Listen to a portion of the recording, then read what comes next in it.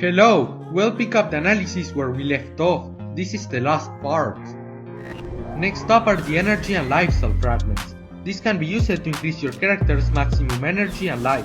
However, you need 2 fragments to increase the corresponding stat.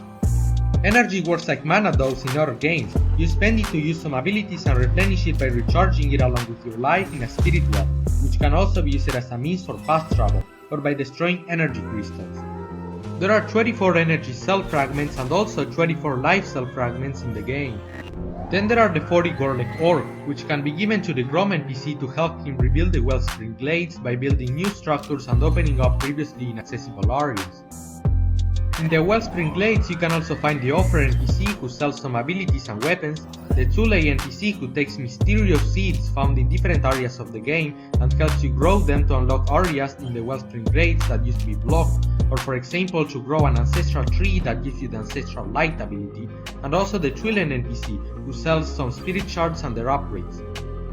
Speaking of the 31 spirit shards, they work as charms that give the player different benefits. For example, Resilience allows you to take less damage, and Thorn causes enemies to take damage when they hit you.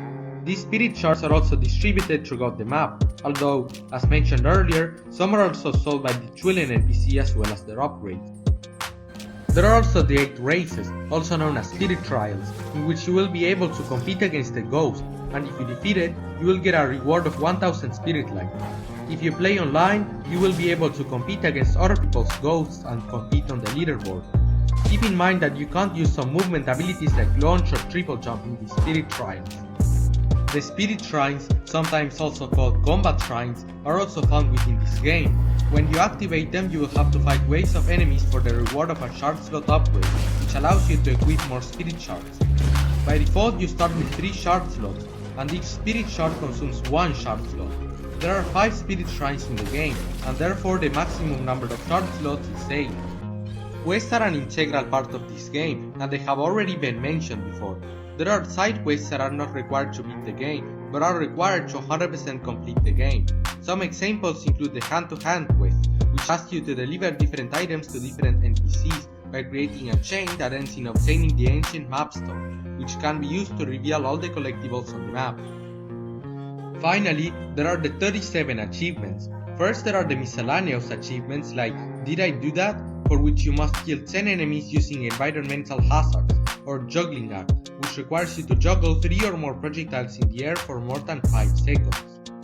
Then there are the achievements tied to game completion, such as Tools of the Trade, Unlock All Abilities, or Lost and Found, Get All Collectibles.